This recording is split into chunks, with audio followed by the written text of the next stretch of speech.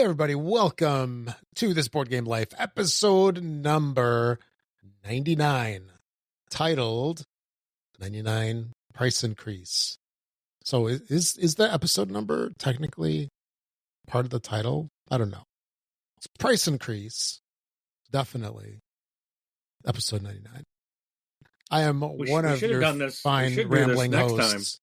What? Because we would increase our episode number by one digit next time. Sure, there you go. Man, we got to redo this whole show. Got to start over. Yep. Got to save this for next time. I am one of your fine rambling hosts. Maybe the only rambling host. I don't know. My name is Rob, and that sultry, sexy voice that you hear, that's my good buddy Mark. Hey, everybody. How you doing? Smooth jazz. No, that's my role. Anyway, so this is a show about board games, any kind of games we want to talk about. We haven't talked about towels in a long time. That's that other show that we used to do. I'm still using that this one. Towel Life. Yeah, you got to come up with some new material. Yeah, I don't even remember how we talked about towels. I know that was a long time ago, very long time ago. I could tell you, but it's not worth it. No one here cares. Okay, yeah, you can tell me later. Or not. Anyway. So yeah, we're going to be talking about some price increases, and we kind of got to get used to that a little bit because hey, it's been happening lately. And before we get on to that and some other stuff as well, you might be wondering, where can you hear this Board Game Life? Well, that's a very good question that you didn't ask. You can find us on YouTube where we have our podcast. There's unboxings, all sorts of other content on there as well. And that is at This Board Game Life. That's the name of our channel. You can search for that directly, or, maybe you're watching an episode right now because we are on video. You can enjoy us both through your eyes and ears. It doesn't have to be just ears. I don't know if they would enjoy both of us by looking at us. Who knows? I don't know. Well, me, I'm beautiful, so yeah, you are eye candy. That's for sure. And if you do check out our stuff on YouTube, please like and subscribe, or on whatever platform you listen to. If it does have any kind of like button, definitely tap that thing, because usually that helps the algorithm show our content to more folks, and we can grow the community, and you can help other people find free content such as ours. Yeah, we I called this out in my video, which will be released tomorrow, June 29th. I didn't tell Rob this yet, but I made a request to hit the subscribe button on YouTube. It's free. It doesn't cost you anything, but it will certainly help us out. We are currently at 438 subscribers, and I promised that when we hit 500, Rob would start doing videos on the channel. Now you're going to pay the Chinese bots to get us up there? I won't. Yeah. I want legit subscribers. Yeah. Well, they can see my content from years ago. That doesn't count. They want new stuff. It's if you scroll all the way down to the bottom at the early stuff. I've got some stuff over there from my youths. We want. Like, I know you've been getting new games. Yeah. Unbox. Just do an unboxing. Right. You're so good at it. You're so much better than I am. So, fact. We want some of that experience, not the newbie doing it. So, please hit that subscribe button. Help us out to reach more people. Share this. Share our link with your channel with the families and friends and neighbors and your enemies and the tax collector so you can join us in this board game life that we all live. Yes. How about that? We live in love. So anyway, with that being said, let's talk about some of the stuff that we've been playing lately. So we do have a little bit of overlap. Here, why don't you start? Go through your list, and then we'll just go over the stuff together that we played together. So I'll save those for the last. No, I'll just skip just go those. through your list. I'll go through mine and we'll so I played ISS Vanguard. So this is a big game. Yes. This is Awaken Realms. Yes, it is Awaken Realms. It's of course it's beautiful production. And this was one of their first, I don't say first ones, but it was this one came out a while ago and it was one of their earlier releases. Wasn't it? Yeah, it came out, I can look that up. A couple years ago. It is a biggie. Even the expansions came out in 2022. Yeah. And it is a space opera essentially. I mean, it is a cooperative game with up to 4 players, and this is a game that you want to play with 4 players. And it was something that after I had done what was another, I just had played something from these guys recently, and it kind of sparked my interest in some of the other stuff. So I picked up ISS Vanguard. And this is a game I've had my eye on for a long time, but it's expensive. It's Dragon Eclipse was one I had played recently from these guys. And I had a lot of fun just starting that one. That one's still going to be a long game, but ISS Vanguard is definitely something you are going to have to invest a lot of time into. You're going to want 3 other people if at all possible, because big table. You're going to need a good sized table. There's a lot happening, and it is story based. You're going to go down onto planets. You're going to confront creatures and battle and try to find stuff, and you're going to try to get all these different types of things. And basically, as you're going along, trying to upgrade your ship, upgrade your people, you find like all kinds of different research and things that you can do in this game. So it's basically split into 2, where you're kind of going down on a planet and doing exploration.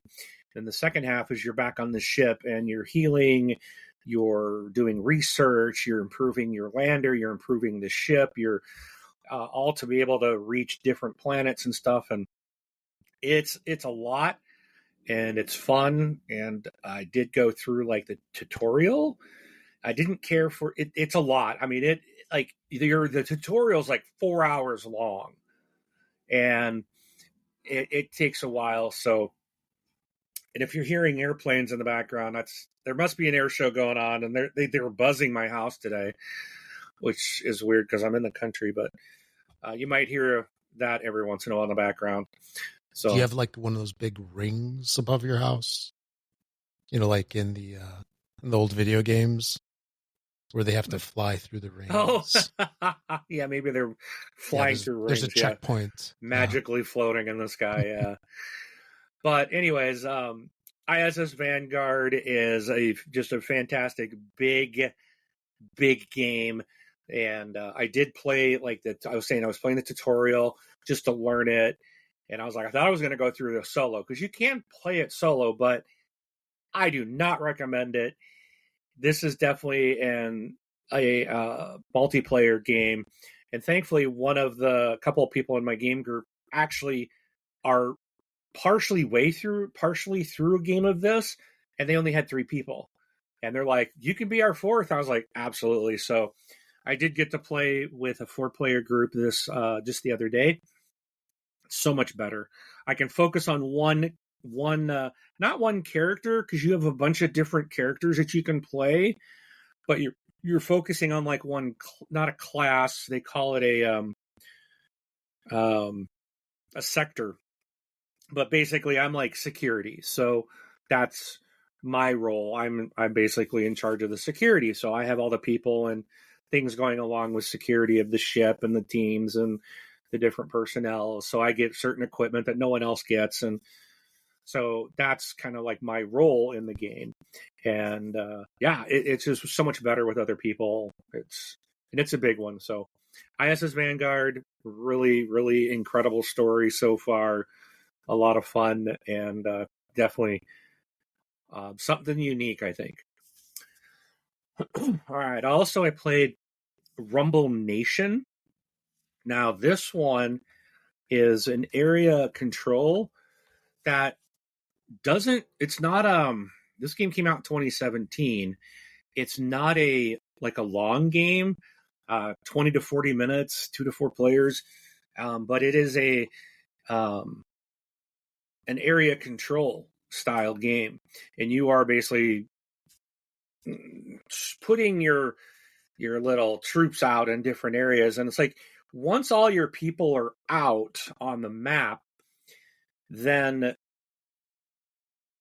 once everybody has all their troops out there on the map, then you start battling out for each of these territories, and the territories have these numbers that are just kind of, you randomly put them out, which are like a number from 1 to 12, I think. And so there's 12 different areas on the map, and you always battle from you start with the lowest territory. So whoever has the winner of that gets the highest point total token, and then second place gets the other. So if you had 3 or 4 people in that area, you're all battling, and whoever the top 2 players are going to get points. But then whoever wins gets reinforcements to all the adjacent areas that they have people in. So you could have been losing right next door, and now all of a sudden you got a bunch of reinforcements, and now you're leading in that area. So it's real interesting. It's not a hard game. I would probably call this light to medium. I don't know what it's actually rated here. Oh yeah, it's a 1.82. So on BGG, but there is you got to try to think forward. And I remember one game I was like, okay, I'm good. And I was building up when I win this area, it's going to push people over. I'm going to get my reinforcements over here. But then someone else had won a different area, and they put a bunch over there, a bunch of their reinforcements in, and I didn't have enough. So I ended up losing that. And I was like, oh, it's I didn't catch that one. I missed that one. So it's a quick little area control game. It's a lot of fun. So that's Rumble Nation. I know, Rob, you talked about this last time that you played Ruins. I also did get to play this one, and this is one of the kind of small box games from All Play that card crafting, yep, and card shedding. So I'm not sure how I feel about this one yet. We played, I think, 2 games of it. Yeah, we played 2 rounds of it. It didn't. I don't know why. This was the one I was out of the group of 4 that came in this crowdfunding that we did. This was the one I was looking forward to the most. And actually, after having played all 4 of those games, I think it's the one I like the least. Okay. And I'm not really sure why, but I like that you can upgrade the cards. I think that's a neat idea. And it's interesting because in a round, you will play at least 4 rounds, maybe 5 rounds of this game. And you can claim 2 cards. So when you're upgrading a card, in the next round, all the cards get reshuffled and redealt. So something you upgraded could end up in someone else's hand, working against you in future rounds. So that's kind of interesting. But you can also claim up to 2 cards that in next rounds, when they're dealt, when other people get them, they have to give those to you because they're your cards. So that reduces the amount of cards out of their hand. But again, you might have one of their cards or 2 of their cards, and you have to hand them out. So it's an interesting mechanic how it kind of lower what you have in your hand. But then again, being a shedding game, maybe that's helpful. So it's kind of it's very unique, I think, in the kind of card shedding world. So I think I just need to play it a couple more times. And but right off the bat, it didn't hook me like I thought it would. Yeah, because that whole card crafting mechanic that it's got built into it, that's something that you see in video games, right? There's the card video games where your card becomes more powerful as you play. You level up your card, etc. And that's how they built that mechanic into the game, which is kind of cool. Because normally the cards are static, right? They're static. They're the same from beginning to end in the game. And it's a neat little way to do something a little different, for sure. Yeah, absolutely. Yeah, and Custom Heroes is what I'll call the original game. Because you picked that one up as well. I'd be curious. Maybe you'll like that one better because they're not exactly the same. Yeah, it sounds like Ruins is more. From what I heard, they've kind of improved. Ruins is supposed to be a little better than Custom Heroes, and that they've made some improvements to the Custom Heroes model, so to speak. Mm-hmm. But I will get that one out here hopefully soon. Yeah. I do want to play that. Yeah, I would say the artwork in Custom Heroes is a little more interesting. Not that Ruins is bad or anything, but yeah, it's got that anime, manga, or whatever art. I'm not a fan of that stuff, but that's just me. Yeah. Anywho. All right, next I played Looot. This is a fun little game. This is it kind of reminds me of it's definitely different, but it kind of reminds me of Rebirth in a way that you are placing. Well, here you're placing like your little Vikings out on these little tile spaces and gaining resources, and you're trying to gather these different things, and you're trying to make chains of your Vikings. So it's very different than Rebirth, but there was some things that kind of it just reminded me a little bit of Rebirth. There was a couple things that kind of reminded me, made me think of Rebirth, and I love Rebirth. That's great. But Loot is a real fantastic little game, and I played this with a couple of friends the other day, and I thought I was like I was working to get something, and then all of a sudden, like, I got cut off from completing this chain between like these two castles, and I was like, no. So it's real interesting how, like, everybody's placing their pieces on the board. You have to place next to another Viking. So like at the very start, you got to put at the beginning of the board, like next to a longship, and you can gather up these longships, which will like place them in your little area. But then if you don't complete the requirements in your, so it's almost kind of think of like Rebirth meets Castle of Burgundy, because you're taking things off this, you're taking these resources and these tiles and putting them into like your little, I forgot what they call it. There's a name, but it's not a duchy, but it's that's the name. And yeah, you're kind of putting these things into your little village board, and so you're placing these tiles out, and then there's some of them to flip them over, like a longship. If you take a longship and put it in your village area, there are requirements of having certain tiles around it to be able to flip it over, and if you're unable to do that, then you're losing points at the end of the game for any of these longships that are not flipped over.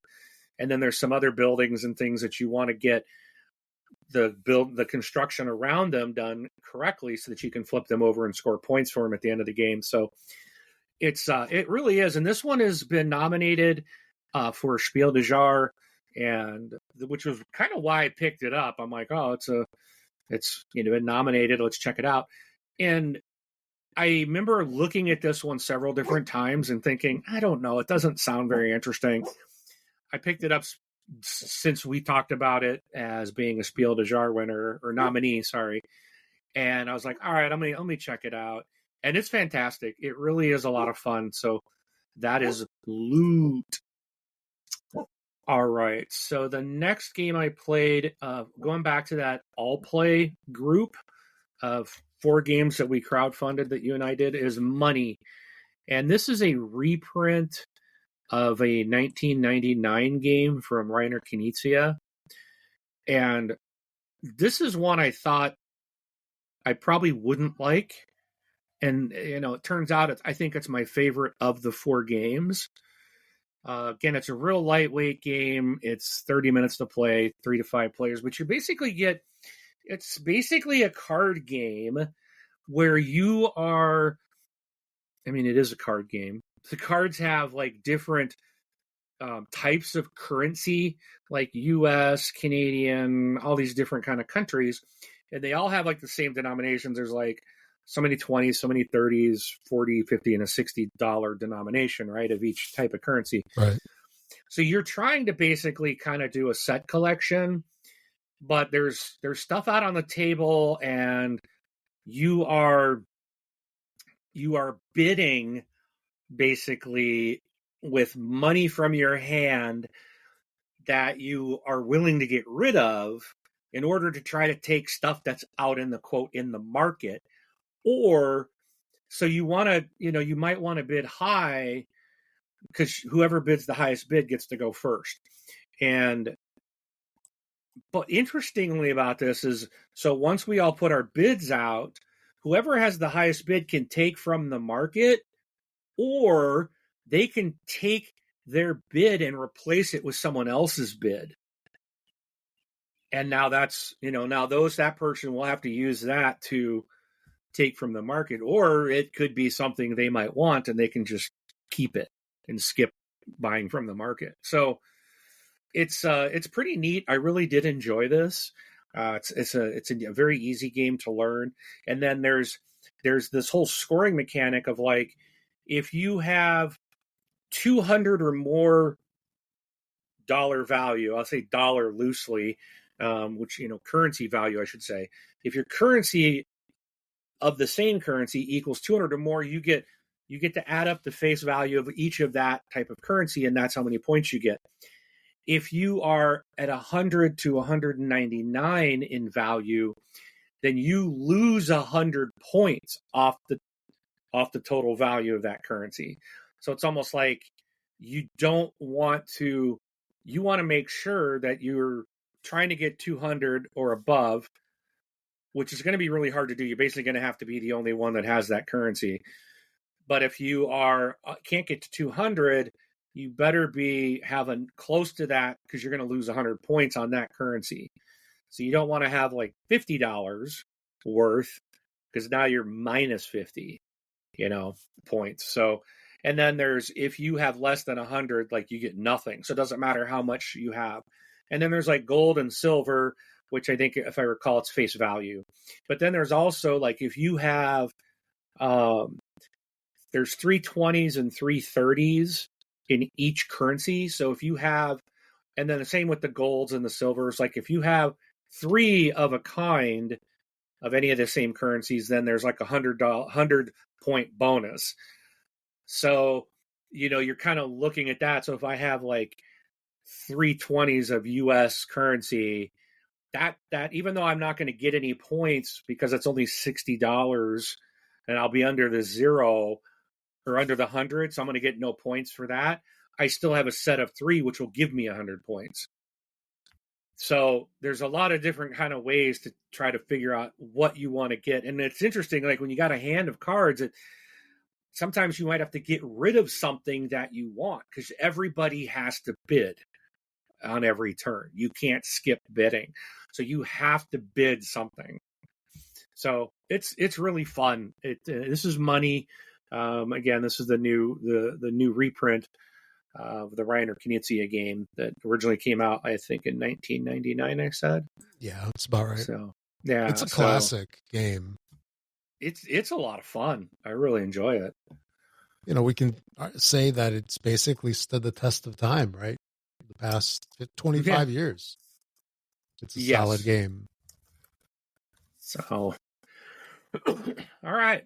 And for me, it's, I don't know. There's something about money, the game, that I don't know. I've always been resistant. I've never gotten a copy of this game. This, entire 15, 20 years that I've been in the board gaming hobby. And I've been very resistant to it. And if it wasn't for this Kickstarter having all 4 games together, I probably still wouldn't have had it. And it's out of the 4, it's the one that's still sitting unopened. I don't know why. I'm really looking forward to it. And so I took all these games over to game night one night. I'm like, I want to bust through all. We didn't play Ruins this night, but we played these other 3. And this is the one that like one of my buddies, Nick, was like, man, he really liked this. He's like, I got to get a copy of this. So, and like, he's got a young son, and he's like, yeah, I think my son would even like this, and it's something he could pick up. So, yeah, it's not hard. None of these little games that we're talking about from All Play are hard, and they're all 30-minute roughly. They're all about 30-minute. I think one of them goes to maybe 45, but they're quick, lightweight games, but they're actually a lot of fun. I don't pass them up or miss them just because they're light games. They're actually fun. Mm-hmm. All right, my next one is I finally got to play Castle Combo. This again, I played this the same day we played some of these others I was talking about, because it's a 10 to 25 minute game, another lightweight 2 to 5 player game. And but this one is I liked this as well. This is you are making a tableau of, I think it's 9 cards, and you are picking from either the village or the castle row, and there's rules to like where this messenger moves back and forth to where you can take cards, and you can get like abilities that'll let you move it, or like there's these keys you could get that allow you to move it, so you can select from a different row if you want. But you got to pay for the cards you're buying in the marketplace in the row that you're allowed to buy from, and put it into your 3x3 tableau. And then of course there's each of those will have, different abilities or benefits, and so you're trying to, some things are like have these shields in this row or this column, and so you're trying to maximize the points that you're getting based on the abilities and the cards that you're buying. So it was a lot of fun. I know it was did it win last year? It's recommended this year for the 2025 Spiel des Jahres recommended. I don't think it was nominated. It was in the recommended section. Yeah, but it did win. Well, it was a nominee for the Swiss Gamer Awards last year, and it was a Golden Geek Light Game of the Year winner last year as well. So definitely worth checking out. Again, great little light game. Played some more Jamaica, the race around the great island of Jamaica as pirates. That's a lot of fun. I also, for the very first time, finally got to play the classic, the amazing, the Great Western Trail. Ooh. And wow, what an amazing game. I absolutely loved this game. This was so much fun. And I'm holding it up. Oh, sorry. This is the original. Yeah, you got the OG, I got the second edition. So, but what a fantastic game. I get all the hype around this. This is one I'm like, again, So you like driving cattle? Driving cattle to the town. Yep. It's awesome. What a fun game. And this, I will say this game presented some issues for me, not in the way you might think. And I talked about it in one of my videos. I think maybe the video that just released today, where I was talking, I think it was the video that went out today about Dune Uprising, Dune Imperium, where as I was doing this, I was talking about, I've played Dune a couple times, and it's like, now I have it, but I buy these games and then I don't get to play them, but maybe once or twice. And so Great Western Trail really kind of put a big problem for me, because it's like, this is a game I want to play again. And this is something I think I would like to play many times. Like, this is something I want to play regularly. Oh, wow. And it made me think about, I want to play Castles of Burgundy regularly. I'd like to play Dune Imperium regularly. I would like to play so many different games that how many times, Rob, do we buy something, we play it once, maybe twice, then it sits on the shelf and we never get to it again, because we bought so many more new games that we feel we need to play. Well, yeah. And part of the problem is, having like this show and doing content for a YouTube channel, right? There is a compelling need to get the new hotness out to the table. It's like more and more, I got to play new. I got to talk about it. And it keeps you from replaying stuff and giving the games the love that they need. Yeah, like Plunder, A Pirate's Life, and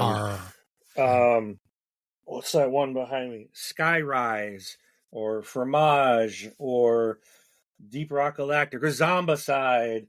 Just Wonderland's War, Bomb Busters, like all these games that I want to play. Orleans, like I want to play them, and then I want to dive into some of these. I bought expansions, but I never get to dive into the expansions because I play the game once, and then when I come back to it, if I get to, it's like, well, we don't remember how to play, so we're just playing the base game. And it's like Great Western Trail has really kind of shined a light in my eyes of what is it I want out of this hobby. And maybe that's something we should have as a topic someday, but this game has made me kind of step back and go, you had an epiphany. I think I need to stop buying so many games, and I need to focus on playing the games that I really, really, really enjoy. And so, yes, this is how good Great Western Trail was, that it's made me reconsider my buying, my acquisition disease. No, that presents an interesting idea, right? Or concept or consideration. And one thing that I used to have way back when we would play games is I had the compulsion, of course, to play the new stuff. And it's like, hey, I've got these 2 new games, got to get them to the table tonight. Let's play. But we also had, as part of like the group, we had a thing of we also play an old game. You know what I mean? So it's like you play something old. So, there's the initial, hey, let's play something quick like Flip 7 or whatever, right? Play something quick to kind of get you into the gaming mindset, etc. Then you play something old that everybody knows how to play. That could be, Great Western Trail. And then you play something new. They don't all have to be new. Right. Sure would be nice if they were, though. No, but the thing is like when with like Great Western Trail or Castles of Burgundy or some of these games that are Money for look at Money's been out for 26 years and you and I just are playing it. Like, wow. Like, Great Western Trail's got a couple of standalone expansions. It's got the new El Paso, which is a lighter version, which I don't know if I'll ever play now because I'm like, I love the original. There's Argentina, I think there's New Zealand, and there's an expansion to the first game. And it's like, it is so good and so much fun that it's going to kill me. And it's really made me look around going, I played that game once. I spent, I don't know what, hundreds of dollars on this Castles of Burgundy special edition, and I have played it one time.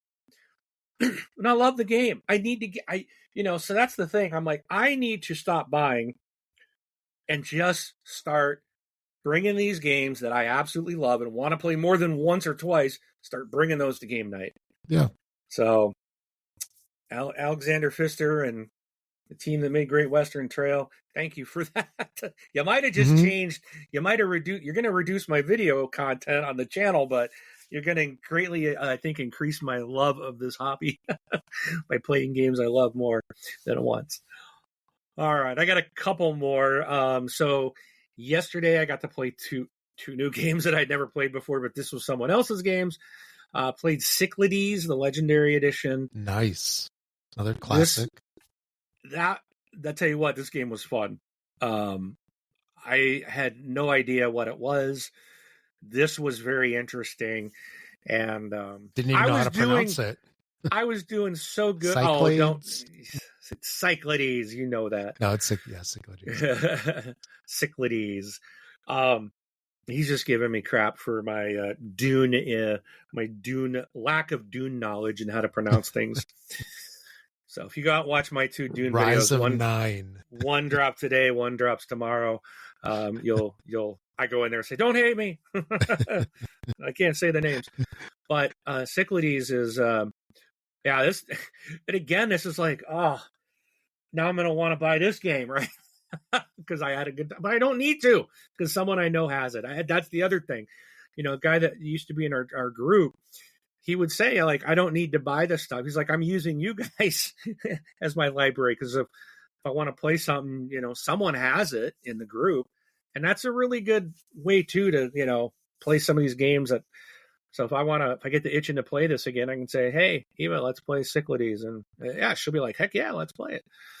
So really fun game with another area control type of thing, but and I was doing really good, and all of a sudden she had some hero that allowed her to move a whole bunch of troops, multiple spaces across the board, and she planted them right in my city or my area that I had two metropolises, and she fought me to the death, and I lost both of them, but she didn't win the game, so Nick came through and won the game and took those 2 back. I say he avenged me and took those 2 metropolises away from her, and that gave him the 3 to win the game. So, but it was really cool. You get these heroes, or you can get these monsters. It's all based on like Greek mythology, and really, really fun game. So that's Cyclades. And then last thing I played was 5 Tribes, the Djinns of Nagala. I guess this is a Mancala style game, which isn't something I've played before. So that was a new concept. This was a fun game too. I didn't think I was doing very well, but I like the fact that because of the different ways to score, what kept me in the game was I wasn't getting my camels out on the board, but I was getting set collections, and that's what actually kept me in competition.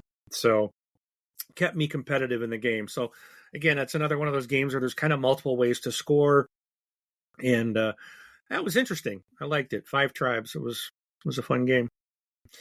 So I have 2 more games that I played, but Rob also played these. So yep. I'm going to turn the time over to you, Rob. Oh, why you got to be like that? I make you talk too. All right. Sounds good. So the first one, let's start with Vegas Strip.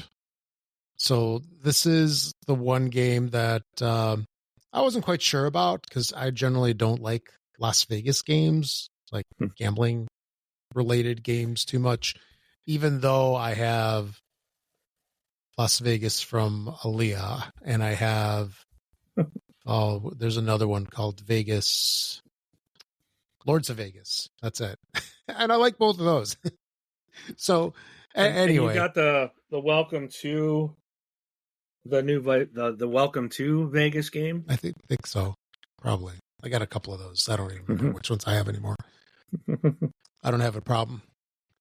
But hi, my name is Rob, and I do not have a problem. I do not have a problem. Actually, see, Rob attends Board Gamers Anonymous. He still buys games. He just uses a different name. Yes. I have a long laundry list of names for that. On a quick side note, I saw this one ad. So there's this company, I guess they've got a Kickstarter for something, and then they have these, like, I wouldn't call them shelves, but they're these things to stack games into. So they sit on the floor, and then you slide the games like vertically into these little, not cubbies, but anyway, it's like a tower. Yeah, like a tower. Yeah, I saw that. I've seen that ad. Yeah. And this guy goes, yeah, and I've got these. Like, they sent them to me. I've got a lot of games. I might say I have a problem or something. And I'm like, dude, that's like amateur hour. I'm way far gone here. Yeah. with how many games I've got. Your stack of like 30 games is nothing. Yeah, it's like, come talk to me when you have an entire room that you can't even walk in because it's stacked from the floor to the ceiling with games. Exactly. And that's not an exaggeration. I've seen the room, people. Yeah. Rob does have a problem. But yeah, so this is an interesting game, and there's something interesting about this all play release. I don't know if it's just this one. I don't remember it so much on the previous all play games. But man, I have a hard time reading that rule book. I mean, even when I have my glasses on, I just can't see that stuff. It's so tiny. It is very tiny. I was struggling too. You know, it's much better when you pull it up as a PDF on your 24, 30-inch monitor or whatever. There you go. I can't read it. Much more readable. But and the other thing too, and this is probably, I'm sure, a me problem, but for some reason the flow of the rule books is a little odd for me, and I just have like a hard time setting the games up. Like I'm looking at these. I'm looking at the rules and the component picture and stuff like that, and what they're doing with these games. I mean, it's a nice use of space. They're like these trifold, fourfold, wide strips of paper, right? That they fold over. So it's a nice, efficient use of space. Fits in the box really nice. But yeah, I just struggle with trying to figure out like which cards are what in some of these games. But so we went to play Vegas Strip, and then while I was going through the setup of it, kind of ran into like a showstopper thing, and I don't know how to handle this one quite yet, because there are these tiles that they call number tiles within the game, and everywhere in the manual, online, on the websites, it says that there should be 8 tiles per player. So, 6 players, 6 times 8, 48-ish. I think my math is good on that, maybe, hopefully. Yeah. Yeah, so it's 48, but I got 42. So instead of 8 tiles per player, I got 7. So I've got the upgrade kit. So as part of the Kickstarter, you have the regular cardboard tiles, and then you have these little acrylic cube tiles. And so I was like trying to figure out, I'm like, what am I missing? And then I found out that there's a 2 missing of each suit, because there's 6 different suits, I guess is the proper way to say it. And then in the cardboard tiles, it's the same thing. There's a 2 missing in each one. So I had cardboard tiles with, 7 of each instead of 8 of each. And then the upgraded tiles were 7 of each as well. And so that was really confusing. I looked on the Kickstarter. There wasn't anything, like any comments in there, people asking about it. And I was thinking earlier today, I should have read the updates from All Play. Maybe at some point they said something like, hey, we switched from 8 to 7. And I'll probably look tonight, see if I can find something on there. But yeah, on the website, it also says there should be 48, 8 per.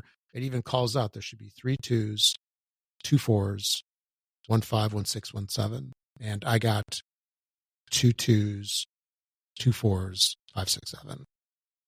And then, Mark, you confirmed that you have the same thing, right? Correct. Yeah. So you also have 7 per. And per the rules, that really doesn't affect anything as long as you are 4 or more players. So the rule book, I think the rule book says 8 per player, right? Mm-hmm. I just looked up, and even one of the images I was looking at on BGG shows 3 number 2s for the same player. Yeah. But I just pulled up the PDF, and it says 7 tiles per player. You need 42 number tiles. Okay, so at some point they changed that then, because I pulled up the PDF off of their website and it had 8. Oh, this is off of.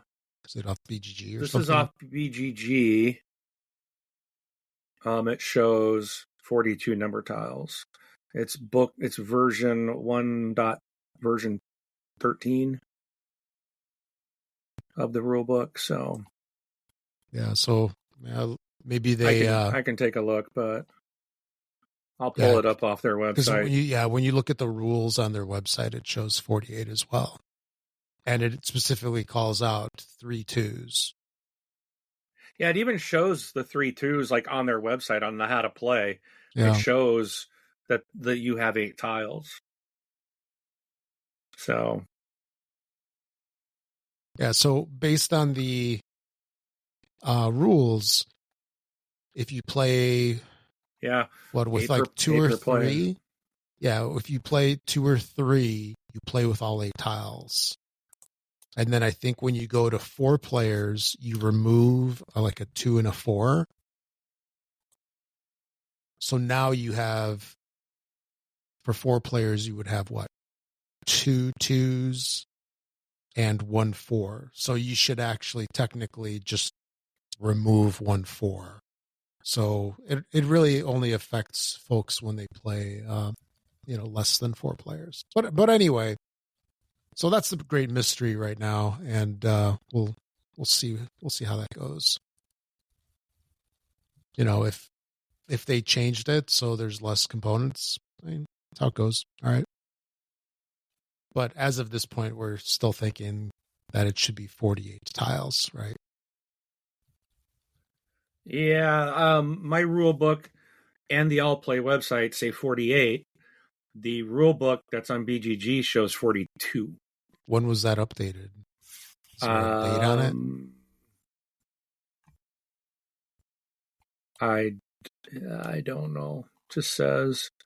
See if I can go back once. I just wonder. June 25th. So it looks like it was updated just the other day. Yeah. I'll bet you what they did. I'm just gonna, not trying to make All Play mad at me again, but I'm wondering, because all their stuff shows 3 number 2s, like several images on their website that a player has 3 of them.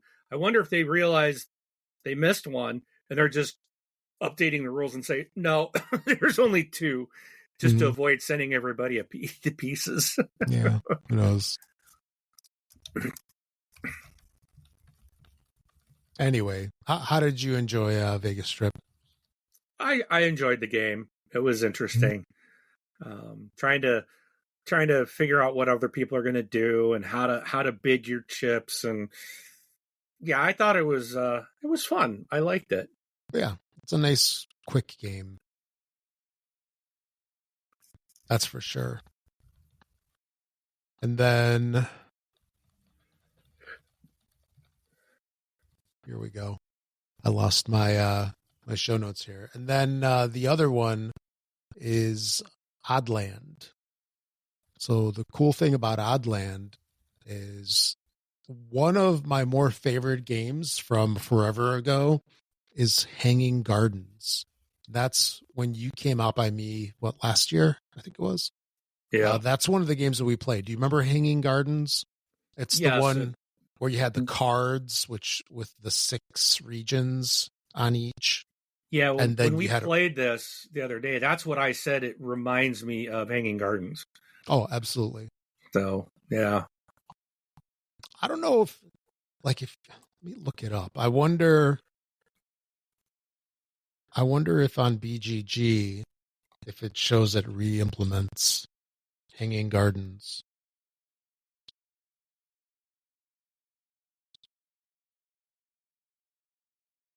Let's see, Oddland. Just curious. No, it doesn't say anything about that. But very similar. Very similar. So with this game, what you do is you have these cards, which are square cards, and they have in 4 different quarters some kind of region, right? A mountain, water, shore, I think is the other one, right? And forest. Sure. Yeah. And what you do is you basically build, well, I'll call a board. You build a board on your table where you start off with 2 cards, and then you can place your card either adjacent to one of the other cards. You have to have at least one region touching another, or you can replace, or not replace, you can cover up no more than 2 of the existing regions that are on there. And then once you have that, you place one of your little animal tokens.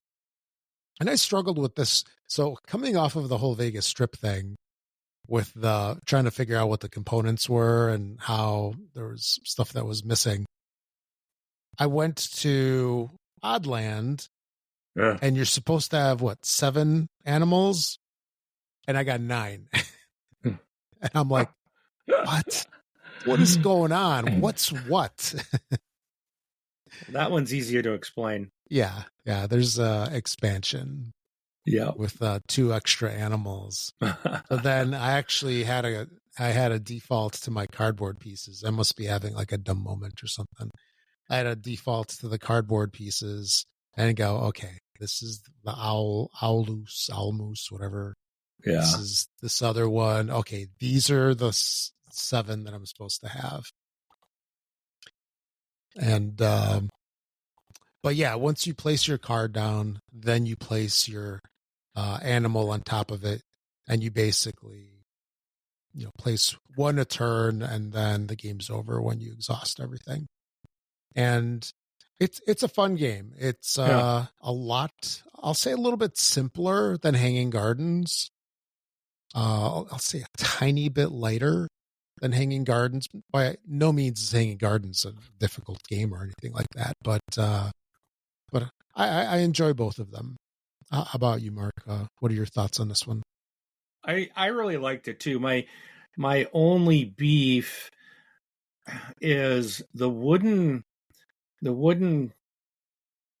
animals, like the upgraded pieces. Sure. It's the coloring that I don't like the way they did the color. I think it's neat that they have like the bases. It's got a wooden base that is colored per your player color. Right, like white or whatever. Yeah. It's like red, white, red, green, blue. And it's like, but then like one of the animals is blue and one of the animals is orange. And it's like one is like the floor is red. So it's like they kind of match. And it's just, it kind of throws me off the way these things are colored. And it's like, I'm like, okay, I got to pay attention to like the base and not get lost in the color of the meeple itself. So I found that kind of like, I don't know. I feel like maybe what you did is easier. Maybe it's just easier to do. I didn't look at the cardboard pieces. Maybe that's easier to use. But it probably still has the shapes all along the bottom. The cardboard is very colorblind friendly, by the way. Well, I'm not colorblind. That's the thing. And it was still like, because like most of the meeples have the 2 different colors. Mm-hmm. Like one's blue on top and red on the bottom. The other one's blue on the bottom and red on the top. And it's just like, it's like you really got to focus on the base. And it's like, well, I'm the blue player, but you look at, a lot of the tokens, like every player is going to have a blue token out there. So you have to look at the base of it. It's just something. It's like, I got to remember to pay attention, not get confused. And it can be very easy to do in this game because you're trying to figure out how does each animal score. And then you're looking at it and you're like, oh, okay, there's my blue guy, blah, blah, blah, blah. And it's like, no, that's not your blue guy. That's someone else's blue guy. But outside of that, the game is really a lot of fun. I really did enjoy this. And yeah, this is a really good one. I will absolutely play this again. And a quick note for both the Vegas Strip and the Oddland is on BGG. some folks have some really cool 3D printable inserts that they've devised. In particular, I saw in the forum section of BGG, probably in the files as well, the insert that they have for the Vegas Strip is really cool. It organizes everything really nice, and there are these trays that you can take out of the little box, and makes me wish I had a 3D printer. So, I know someone who has one. He just printed me a Great Western Trails insert. Oh wow! I'm like, I'm paying him to print stuff, but I know like Bamboo Labs has got a deal. It's got a sale going on right now. Yeah, they're selling some stuff. Tempters. So, free gifts and up to 40% off printers right now for their 3rd anniversary. Back in the day, it used to be really cool to make foam inserts. So I got all the tools, the knives, the mats. I even got this big contraption to make like long cuts. And I'm like, man, that stuff is so much more work than 3D printing. Although 3D printing can be a lot of work, a lot of repeating, like, oh my gosh, failed print, try it again. But anyway. So that was the 2 games that we overlapped with. I think that's about it for the games, right? Yeah, that's it. No. All right. So let's move on with the shoe. So if you're wondering, how can you contact us? That's a good question. I was just wondering that, Rob. I've got the answer. So you can contact us at contact@thisboardgamelife. So you can send us an email, go to our website. You can leave us a voicemail on there. There's a contact form on there as well that you can fill out. Also, feel free to comment on our YouTube posts, right? There's a commenting section for each video and such. And then also on BGG, we have a guild, and we post all of the content up there as well, so you can comment on each and every one of those if you like. I had someone from New Zealand ask me a question on the video I posted for Pocket Air War, and I done a video, and they just got their copy, and they were asking me a question. Like, it was a component thing. They're like, supposed to have 70 airplane dashboards. I only got 69. Can you confirm that you got 70? So I popped my box open and counted my dashboards and responded back, said, yep, I have 70. So I don't know which one he's missing, but yeah, I mean, preferably you reach us on our YouTube channel. I will definitely be notified about that a lot easier, but yeah. If you're pinging a video, one of our linked videos on BGG, should be able to get notified of it like this one and reply back to you. Yeah, you can subscribe to each of those, and then you see changes and stuff. I think it automatically did because I posted the video. It might, yeah. Because I've never subscribed to my own videos on, but I think because I posted it and someone commented it, it gave me a notification. So yeah. Okay. All right, let's get rolling with the news. So this first thing, I'm sure you already know about this one. Yeah. Yeah, Direwolf. Take my money. Yes. Direwolf Digital revealed Clank Catacombs Underworld. So this is coming out in Q4 of 2025. So Q4, I would assume, is actually Q4, not Q4 of, let's say, some technical companies, which is like in June. I'm thinking, right? Mm-hmm. Yeah. So this expansion is going to come with Underworld starting tiles, 7 Underworld tiles, 6 depth tiles, 50 dungeon deck cards, 22 fate deck cards, 4 reference cards, 65 punch tokens, and an Underworld Guardian marker and card. Look for this to be coming out. I don't think there's a price. price on this, but it supports 2 to 4 players, 13 and up, plays in 45 to 90 minutes. And this sends players into the underworlds to find untold riches. It adds unique items from the underworld markets as well as mysterious fate cards to help players enhance their score. Players can also visit an underground lake to reshape their decks at an underground lake, or recruit an imp assistant to learn even more from secret tomes. So I'm sure you've known about this one for a while, right? Yeah, but they say it's on pre-order, and I don't believe that's true. Because I signed up to get notified of it. Yeah. And even when I go to their webpage, I'm looking at it right now, there's a link, there's a news article, but when you click, I can't get to their news article. For some reason, their news site is being blocked now from me. Because they have an article that says, announced during today's Dice Tower Summer Spread, the second expansion is blah, blah, blah. That was on June 3rd, but I cannot get to their website. So to see, but I did remember signing up when I saw it announced to be notified when it goes available for pre-order. So I must get this. Are you talking about Direwolf Digital? Yeah. Yeah, I see Clink Catacombs on there. Yeah, you click that, yeah, and then you go to Clink Catacombs, and then you scroll down to their news section in the middle. The middle card says dive deeper than ever before in Clink Catacombs Underworld.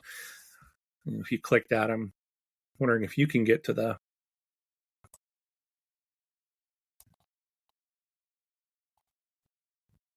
Let's see.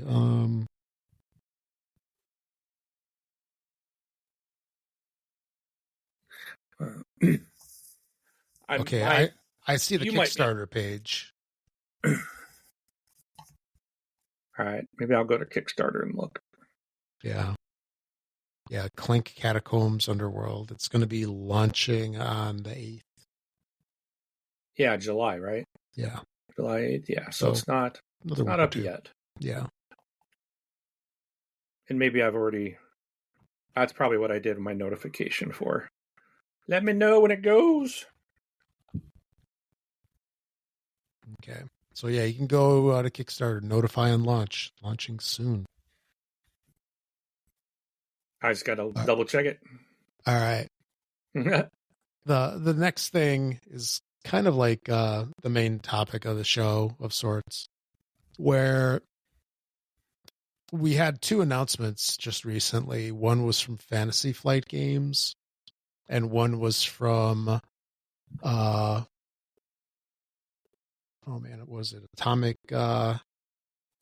Mass was the other one. They're going to be increasing their game prices.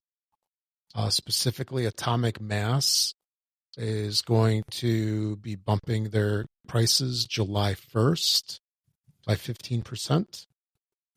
So specifically, Atomic Mass games will increase their prices approximately 15% due to rising import costs.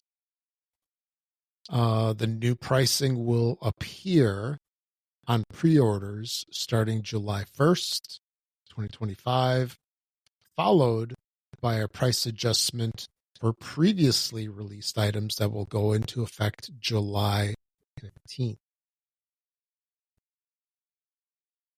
Fantasy Flight Games, which is a subsidiary of Asmodee. And it's interesting that it's only them doing it and not greater Asmodee. But Fantasy Flight Games is going to increase the pricing approximately 15% on their living card game series and board games. Let's see, what do they have on here? So they're increasing prices in 2025. They cited rising production and import costs. that they say are beyond their control. These import costs likely are going to be including tariffs, right, that we've been hearing on the news, on and off, more on than off, the past couple months, and increased container costs due to shipping demand as a result of tariffs. This is something interesting. I have heard this where it's really affecting shipping as well because, the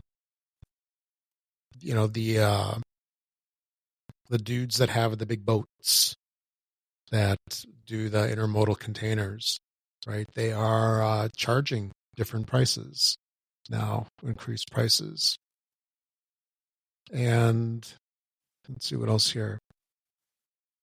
The price increases are going to be levied on their living card games and board games sold in the United States and are going into effect July 15th, 2 weeks prior to Gen Con. All right. The effective date for the price increases will occur a week after the July 8th deadline for other countries to broker a trade deal with the United States. So, does that mean that if there's a brokerage date of July 8th, does that mean that maybe stuff's going to change? How do you interpret that? Any thoughts on it? You think like, hey, maybe the stuff will be extended. Maybe the tariff stuff won't be as bad as everybody had thought. Maybe it's going to be worse. Yeah. Who knows? I understand. I heard just the other day we signed some kind of agreement with China, so I think that the stuff's going to probably stay as it is.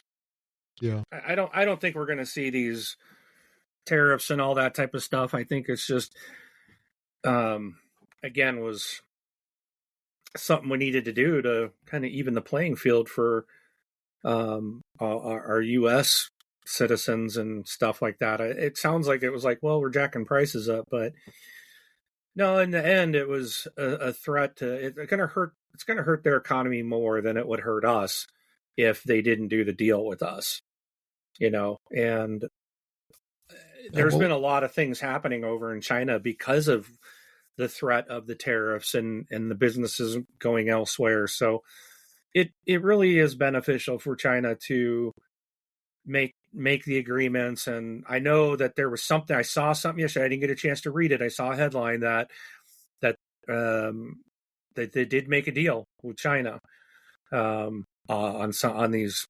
these things. So I think the prices are the increases are not going to have to happen. Well, we'll see. Because I hope. I'm very skeptical because China tends to make deals and then not abide by it. Well, true. But the other thing is Fantasy Flight, let's say because I think they did it first. I think they were the first to announce it. Are they basically leading the charge? Atomic Mass followed. Or is everybody else going to pile on?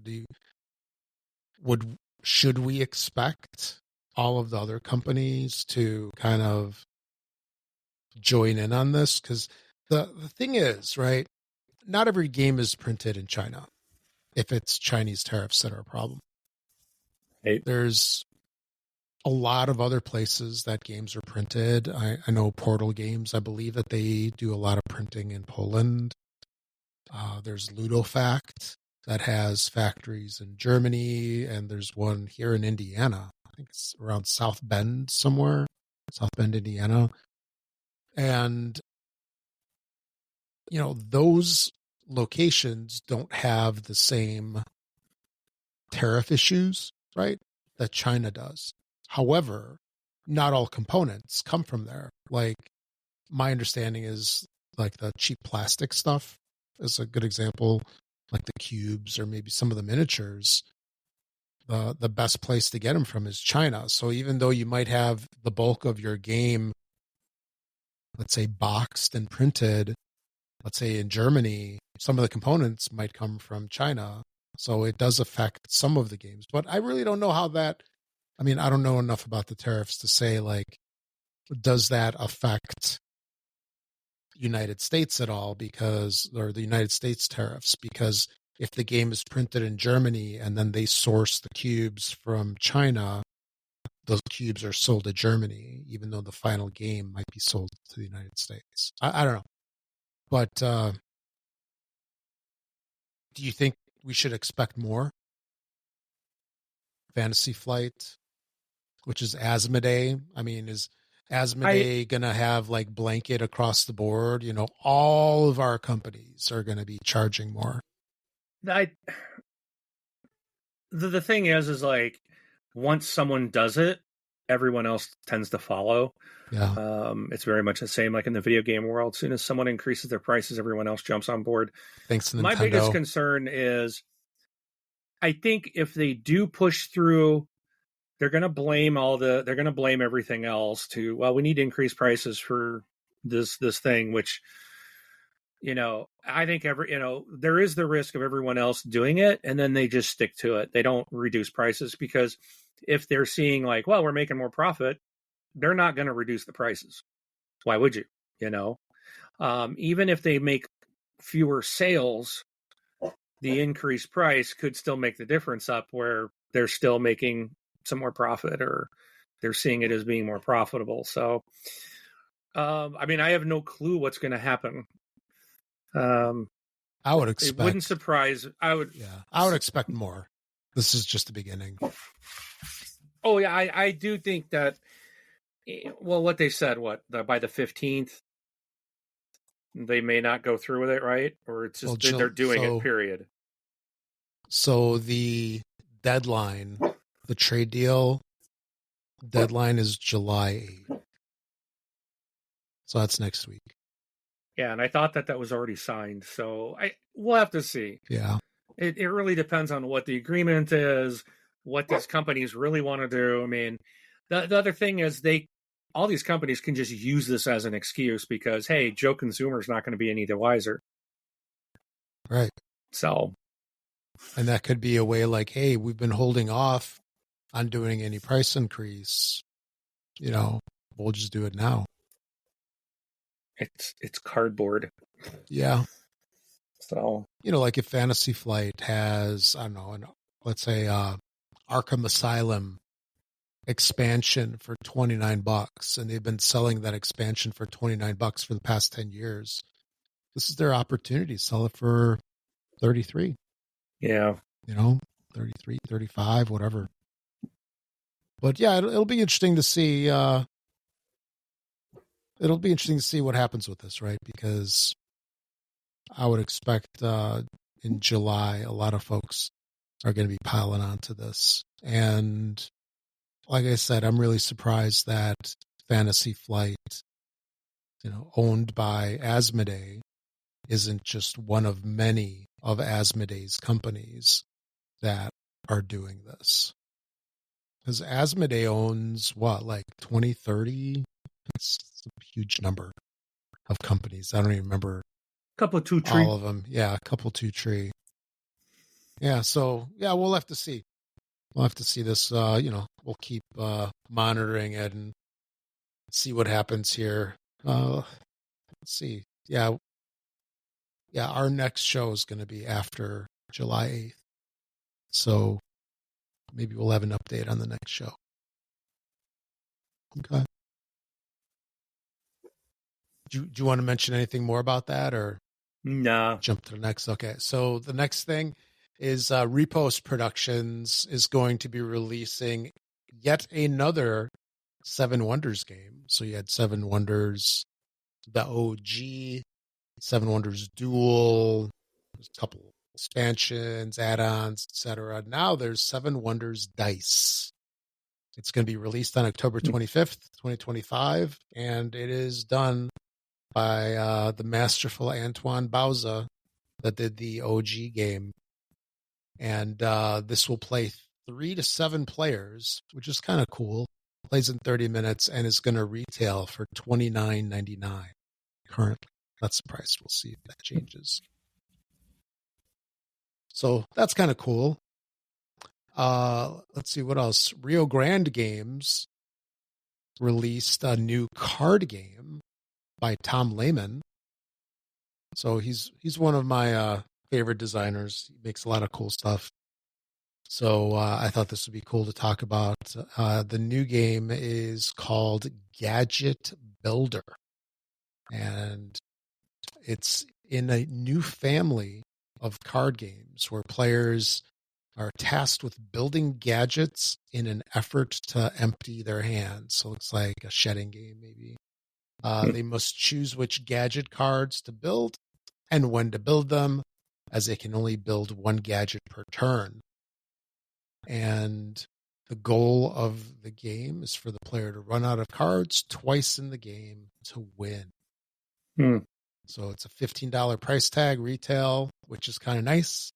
Yep. It's nice that a game's not $80.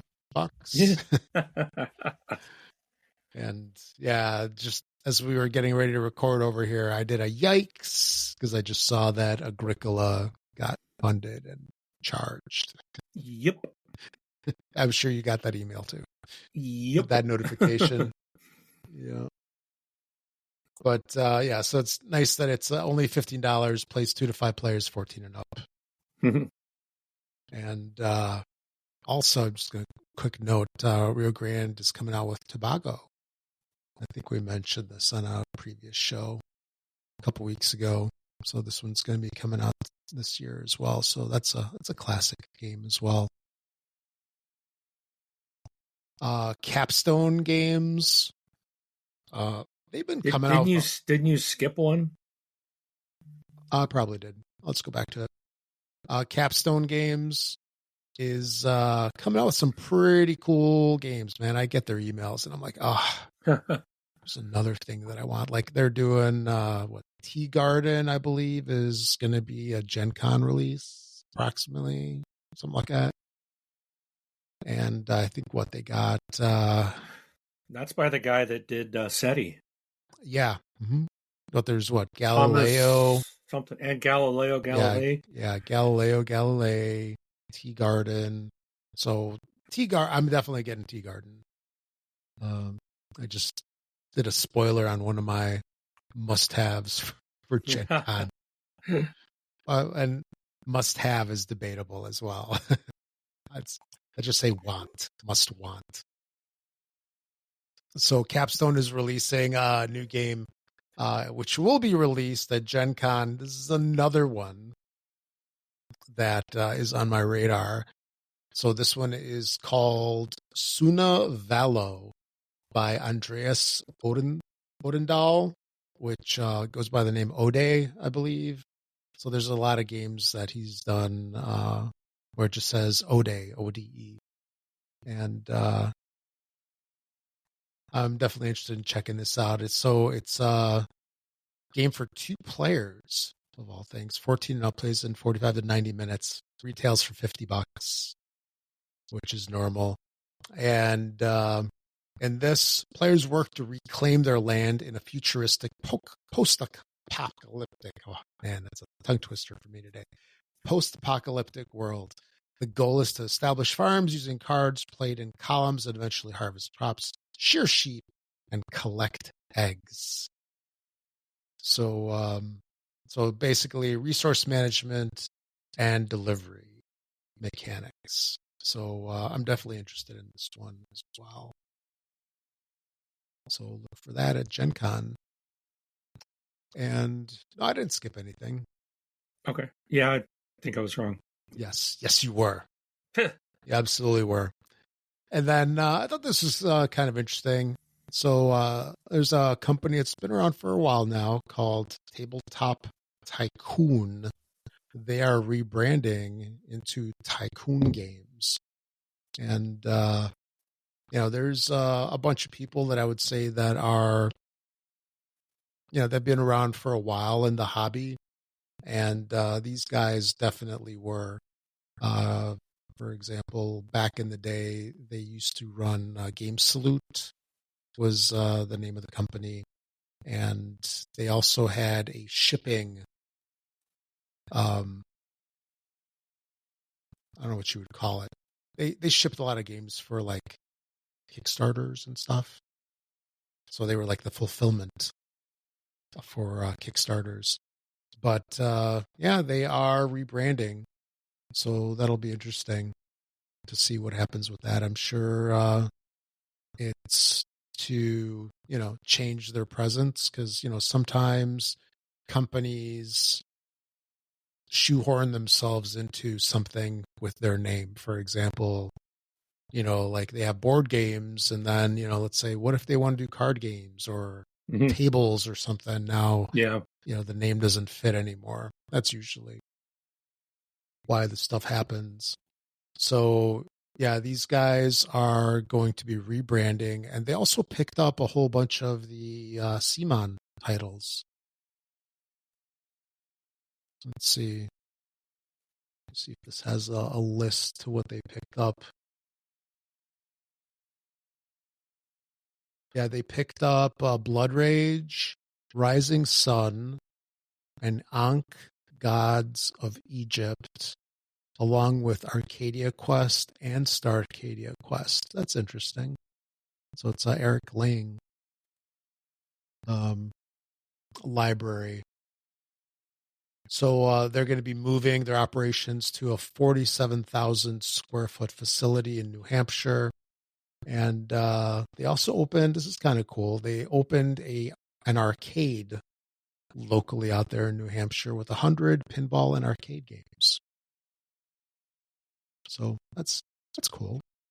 That stuff's always fun to go to. Like we've got this place out here in Chicago called the Galloping Ghost Arcade, where they have hundreds of old school arcade games that you haven't probably seen since Aladdin's Castle. You remember that, Mark? You remember Aladdin's Castle in the malls? Ah, my favorite place in the malls. Yeah. All the quarters disappear over there. And then lastly here, we'll delve into a little bit of a discussion on the second half of this. But the Origins Game Fair just concluded, and attendance is up 8% from 2024 numbers. So the fair was June 19th through June 22nd.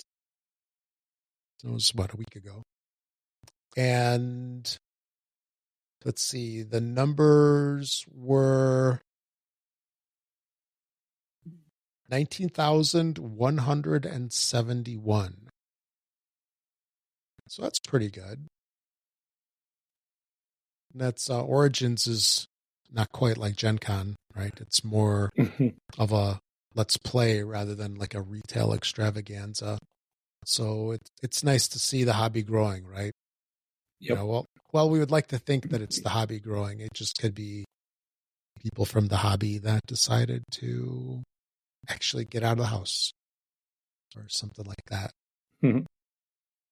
And there are a couple other stats on it that they released. The number of scheduled events rose to 7,810, up 27%.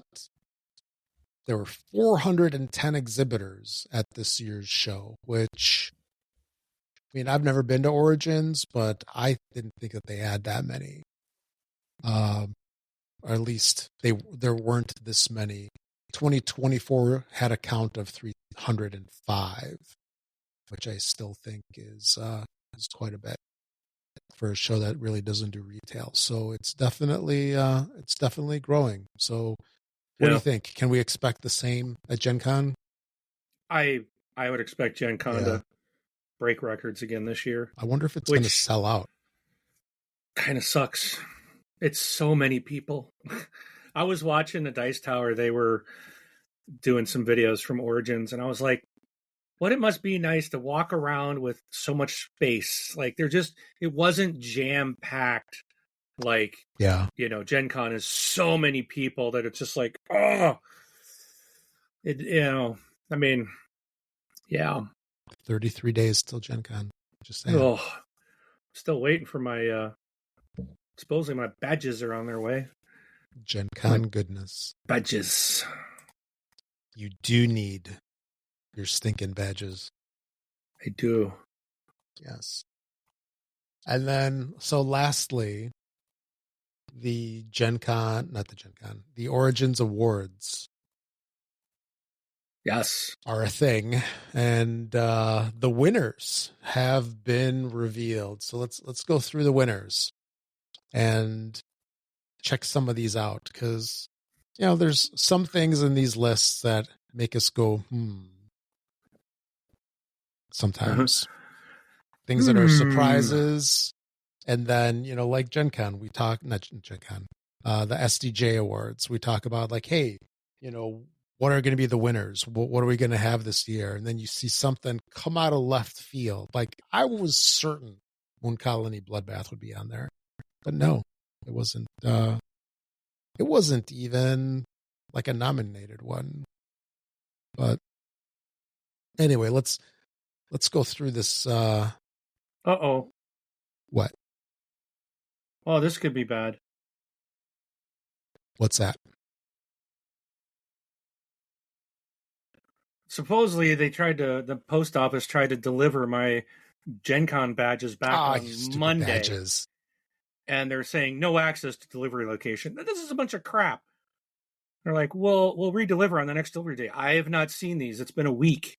Yeah. Well, I'm going to have to contact my post office. I thought like the stream stopped or something. I was like, oh I my could God. care less about that. I want my badges, my stinking badges. Oh, man. That's I was wondering funny. why. Like, I know they shipped them. Like, why am I not getting my stuff? Okay, anyways, I'm going to have to go call the post office Monday. I want my stuff. All right. So here, let's kind of go through this list over here. So I've got a list that's different than the one I put in the show notes. So the awards. So apparently, here's the first one. Apparently, there was a sustainability award, and that was won by Endeavor Deep Sea. Which is interesting. So, what does sustainability mean? Period. I would think it would be like, hey, it was made with recycled milk cartons or something. I don't know. But apparently, Endeavor Deep Sea won it because it had an environmentally conscious theme and production. All right. There is a Hall of Fame, and the class of 2025 inductees are as follows. Susan McKinley Ross. I could see that. She made Quirkle. You've played that game, right?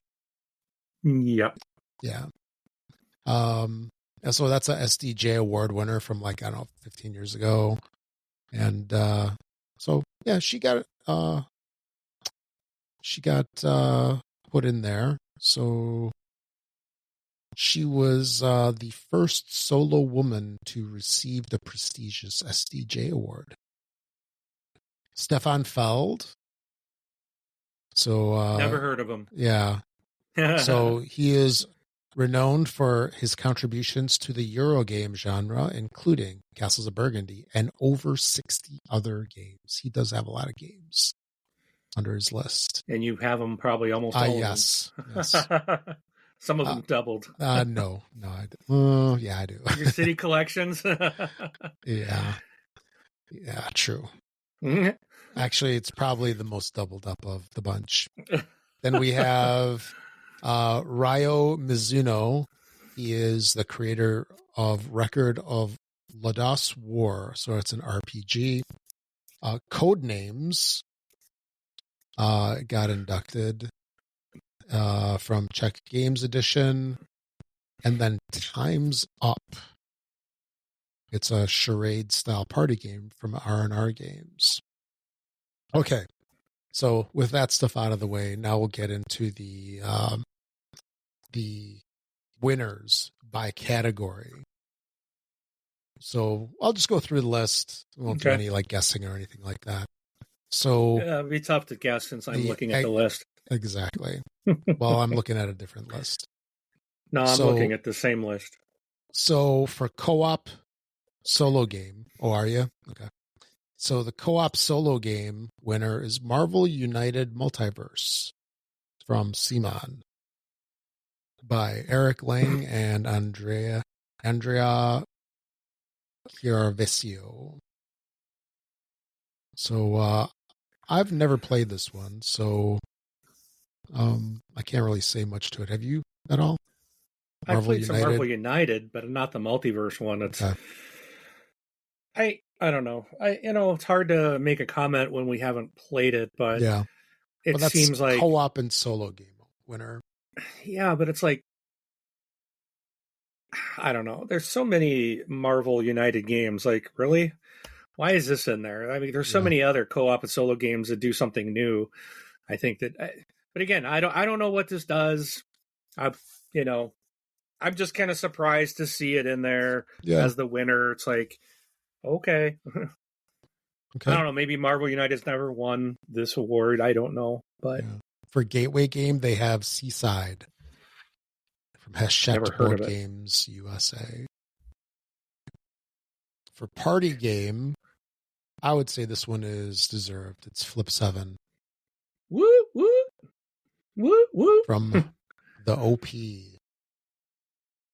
Heavy Strategy Game award winner is Endeavor Deep Sea. So that's a double award winner. Sustainability and Heavy Strategy Game. Light Strategy Game, we have Fromage. I've heard a lot about this one, never played it. Have you? Yep, I've got it. Okay. Yeah, it's a good game. I like it. It's one that I now back the Fromaggio. Okay. I think it's a great game. This is another one. It's like I want to play again.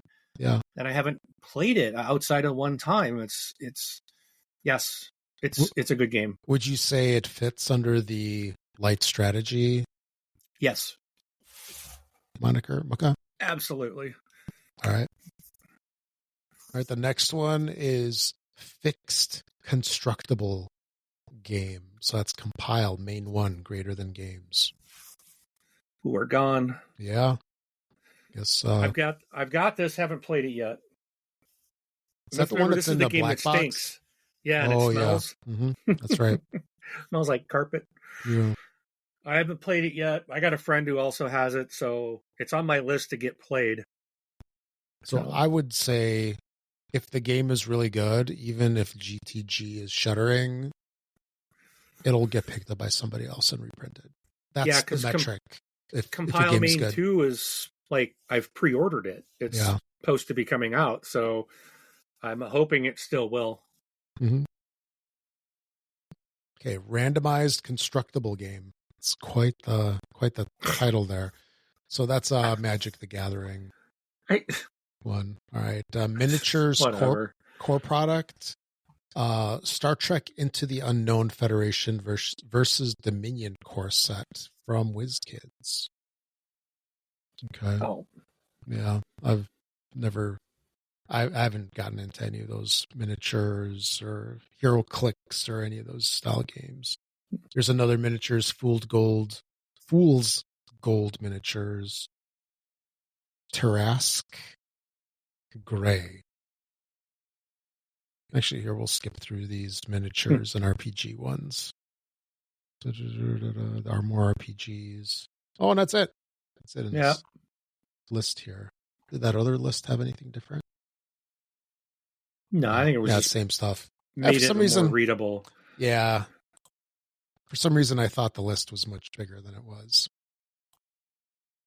But that's the 2025 Origins Award winners. And I know all of these awards, they're definitely, not that the games don't deserve it or anything like that, but some of them are just head scratchers. But a lot of it comes to who is making the decisions, right? Who's picking these winners? Like SDJ. Who's getting paid? That's the was it like the German press? I think that actually votes on that one, and then there's Gamma that votes on some stuff, and I know with Origins in particular, these have been like for years, like head scratchers. Like, where do they come up with this stuff? You know, who picks these games? But it doesn't mean that these games don't deserve it. It just means that maybe somebody sees something different in them than we do. Yeah, I've never heard of Seaside. Yeah, like let me see. Let me look it up real quick. So what's the? It's a. Oh, I gotta go full screen. Oh, it's a really small box. Yep.